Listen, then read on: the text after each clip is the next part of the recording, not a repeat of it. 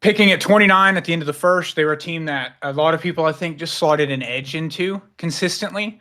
But they end up going Josh Connerly, tackle out of Oregon, at pick 29 to help bolster up that offensive line to protect their new franchise quarterback, Jayden Daniels. Yeah, man, loved their first round pick. They just let the board come to them. They needed a tackle in a bad way. And they also helped that by trading for Laramie Tunzel from the Texans. They gave up a lot for Laramie Tunzel, but hey, you got one of the best left tackles in the NFL. Loved that trade in the offseason. So now you have bookend tackles that completely transform your offensive line.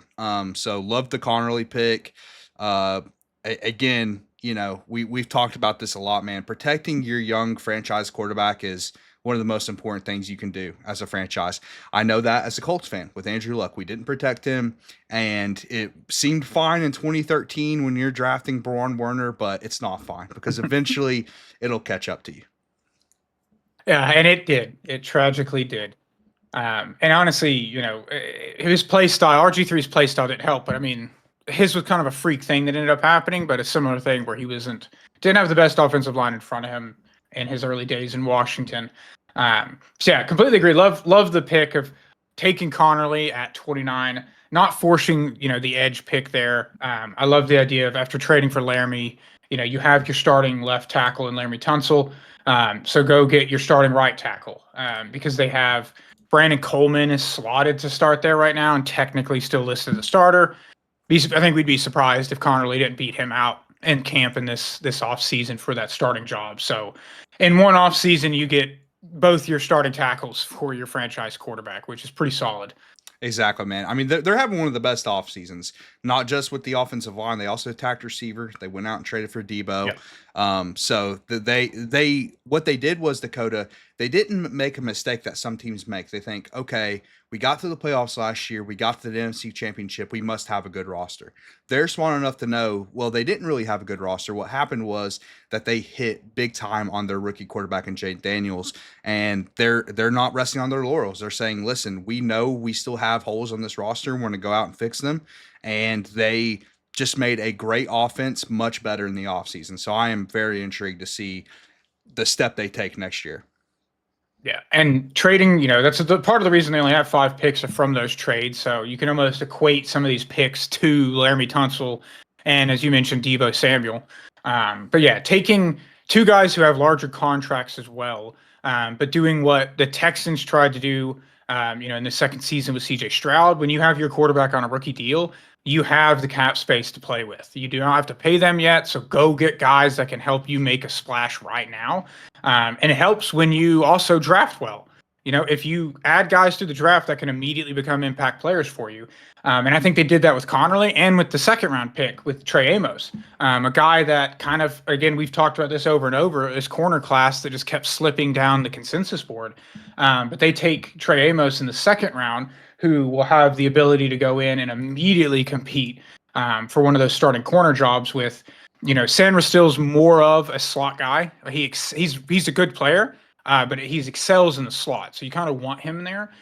So then that kind of opens up the other two spots where they have an opportunity with Marshawn Lattimore they traded for, who didn't play quite like he normally did. So having some depth there and guys in there is needed, especially after the Emmanuel Forbes pick didn't work out a few years back. Yeah, exactly. I thought they definitely needed to attack the secondary because, like you said, Marshawn Lattimore is kind of up in the air.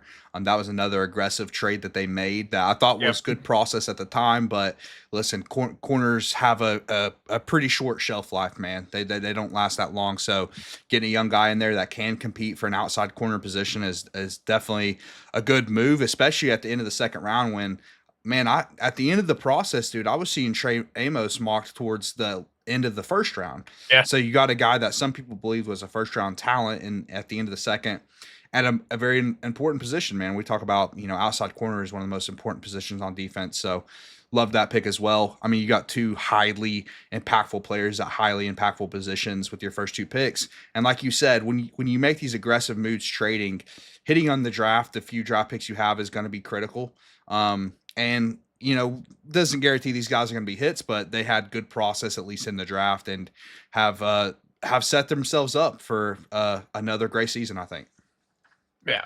And then continuing to add around, their young quarterback in the 4th round when they take Jayden Lane, a bit of a speedster out of Virginia Tech, versatile guy, a little Debo-esque, with he has the punt return ability, and they also they handed the ball off to him a handful of times at Virginia Tech. Guy had started MTSU, transferred up. So really interesting pick, adding some more speed to that offense, which I think is great. And pairing that as well with the 7th round pick, Croskey-Merritt, running back out of Arizona, who across everybody consensus was projected to go higher than the 7th round here, where they got some pretty good value.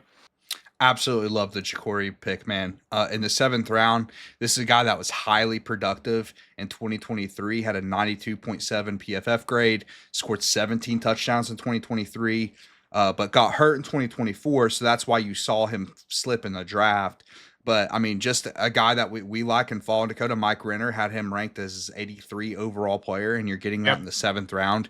I mean, listen, that's, like I say, tremendous value. I mean, in the 7th round, it's house money, dude. If you get any sort of production or contribution from a 7th round pick, then that's, again, house money, dude. That's just not expected.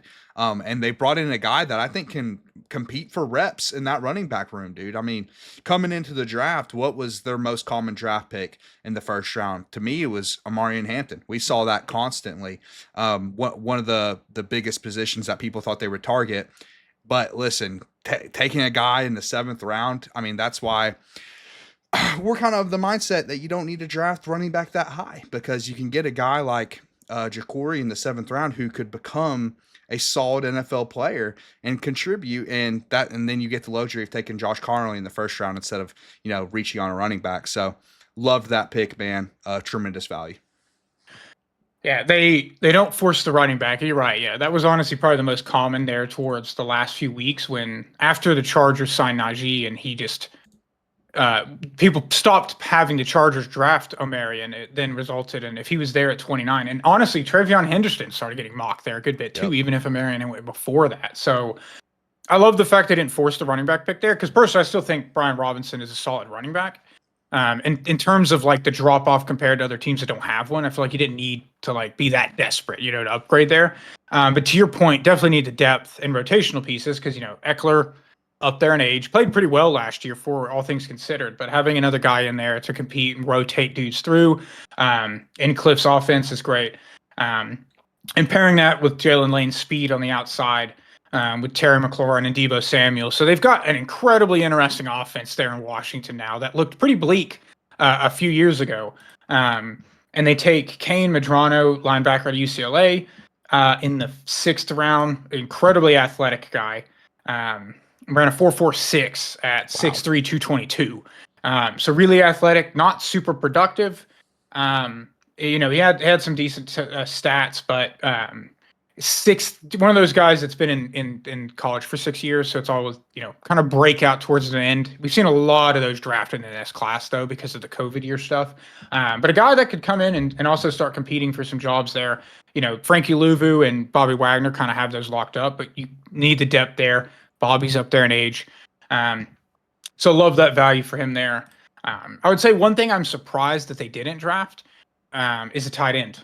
I'm surprised that they didn't add some depth there behind.